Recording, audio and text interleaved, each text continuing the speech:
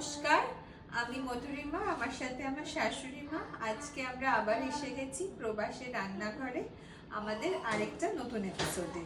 Last এপিসোডে আমরা দেখিয়েছিলাম যে ভাত আর পাঁপড় ভাজা দিয়ে আমরা কিভাবে রাতটা কাটিয়ে দিয়েছিলাম মাখন দিয়ে। তো সেরকম করে দু একদিন বেশ চলে গেছে, কিন্তু শুধু ভাত আর পাঁপড় ভাজা দিয়ে তো সারা জীবন কাটানো যায় না। আমরা যতই সেটা অমৃত হোক, আমরা তো মানুষ, আমাদের তো একটু অন্য খাবারও খেতে ইচ্ছা করে। তো আজকে একটা রবিবার, সানডে, তো রোববার বললেই বাঙালির মনে যেটা মনে হয় একটা দুপুরবেলা মাংস ভাত আলু দিয়ে। তো খুব সিম্পল উপায় আমরা দেখব যে আমরা মাংস এনেছি, কিন্তু হ্যাঁ, মাংস করার জন্য শামরিচ, গোলমরিচ এসব কিছু আমাদের কাছে নেই। একদম সবচেয়ে সিম্পল উপায় কি কি করা যায় সেটাই আমরা আজকে করে দেখাবো। আচ্ছা, ফার্স্টে আমরা আমাদের ইনগ্রেডিয়েন্টস দিয়ে শুরু করছি। মাংস আছে, তার সঙ্গে কাটা আমাদের কিছু ডুমো ডুমো করে কাটা পেঁয়াজ আছে, আলু 4 টুকরো, আর টমেটো, আদা বাটা আর পেঁয়াজ বাটা। তো যদি সেটআপ না হয়ে থাকে রান্নাঘর, তাহলে যদি বাটা না থাকে একটা গ্রেটার আনলেও হবে, জাস্ট গ্রেটারে গ্রেট করে নিলেই হবে। এর সঙ্গে জাস্ট আমাদের আরেকটা জিনিস লাগবে, সেটা হচ্ছে নুন আর হলুদ। একটা মশলার ছোট্ট কৌটো এনেছিলাম আমরা, তাতে বেসিক নুন আর হলুদ। আর এর সঙ্গে আমরা এখানে খুব ইজিলি সর্ষের তেল পাচ্ছি না, তো আগের দিন যেরকম আমরা দেখিয়েছিলাম সাদা তেলটা আমরা একটা কন্টেনারে ঢেলে রেখেছি, তো অল্প করে তেল আমরা এর মধ্যে ব্যবহার করব। তো প্রথমে যেটা করতে হবে, নুন আর হলুদটা মাংসে মেখে নিচ্ছি আমরা।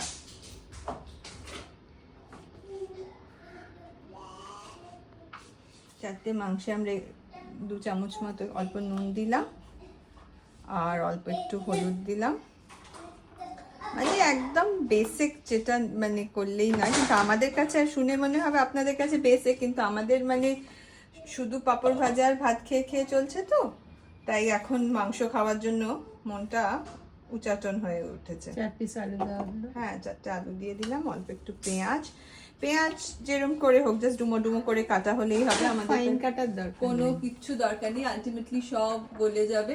আমাদের কাছে একটা সিম্পল একটা চাকু আছে, বিশাল কিছু বুচার্স নাইফ বা কিছু নয়, তো সেটা দিয়ে দেওয়া হলো। হ্যাঁ, অল্প টমেটো এর মধ্যে একটু সাদা তেল দিয়ে দাও। আচ্ছা, ফার্স্টে আমরা গ্যাসটা অন, এটার মধ্যে অল্প একটু তেল দিয়ে দিচ্ছি।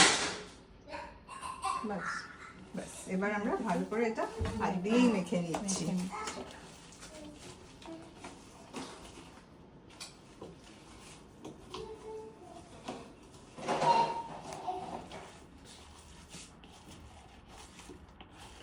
কড়াইটা গ্যাস জ্বালিয়ে একটা সেই ছোট কড়াই আমরা যে এনেছিলাম, তার জন্য আমরা জাস্ট গ্যাসটা জ্বালাচ্ছি, আর তাতে অল্প একটু সাদা তেল দিয়ে দিচ্ছি।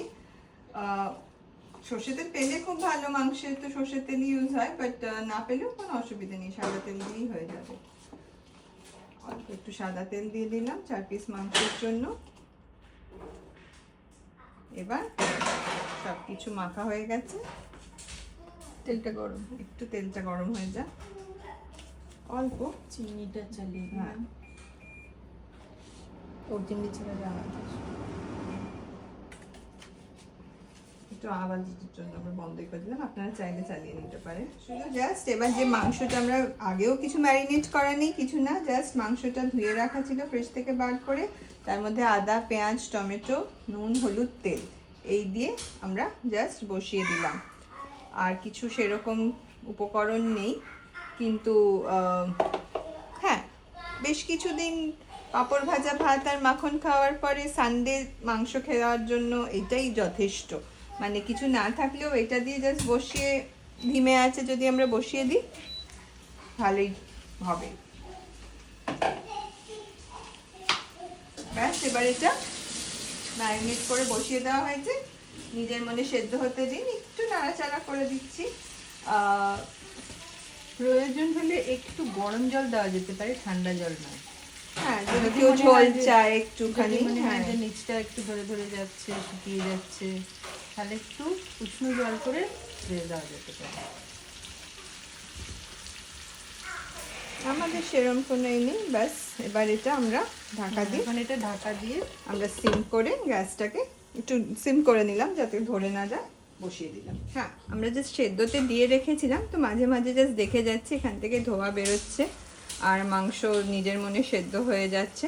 যদি মনে হয় একটু উল্টে দিতে পারে, নাহলে জাস্ট এটা যেরকম হচ্ছে সেরকম নিজের মতো নিজের মনে ছেড়ে দিন। বেশ আমাদের একটা ভাজা ভাজা চেহারা হয়ে গেছে, কিন্তু আমরা ভাবলাম সানডে একটু ঝোল ঝোল করেই খাই, কারণ কি ভাত দিয়ে মেখে খাওয়া হবে তো সেই জন্য আমরা একটু বলেছিলাম যেমন একটুখানি গরম জল অ্যাড করে দিচ্ছি। ফার্স্টে আমরা ভেবেছিলাম যে ড্রাই খাবো, তারপর ভাবলাম একটু বেশি করে ভাতই খাওয়া যাক সানডে, তো যাতে ধরে না যায় তাই জন্য আমরা অল্প অল্প করে একটুখানি গরম জল অ্যাডই করে দিলাম, যাতে একটু ঝোলটা বাড়ে, একটু বেশি এক থালা ভাত বেশ মেখে খাওয়া যায়।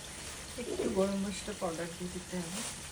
লাস্টে যখন হয়ে এসছে তখন আমরা, যদি আপনাদের কাছে থাকে, একটুখানি গরম মশলা অ্যাড করলে বেশ একটা সুন্দর গন্ধ আসবে, তো একটুখানি গরম মশলা আমরা অ্যাড করে দিলাম।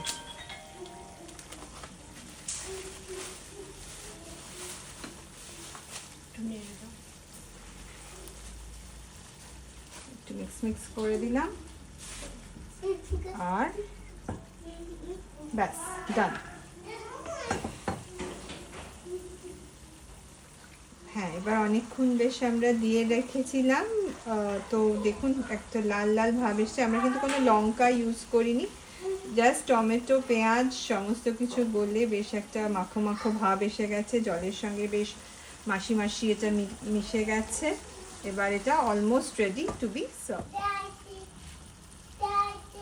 ব্যাস আমাদের এখানে মাংস রেডি, একটা বেশ লাল লাল মাখো মাখো মাংস হয়ে গেছে, কিছুই প্রায় ইনগ্রেডিয়েন্টস না দিয়ে, কিন্তু এটা দেখেই মানে আমাদের জিভে জল আসছে, কারণ কি অনেকদিন পরে আমরা আজকে লাঞ্চে মাংস ভাত খাবো।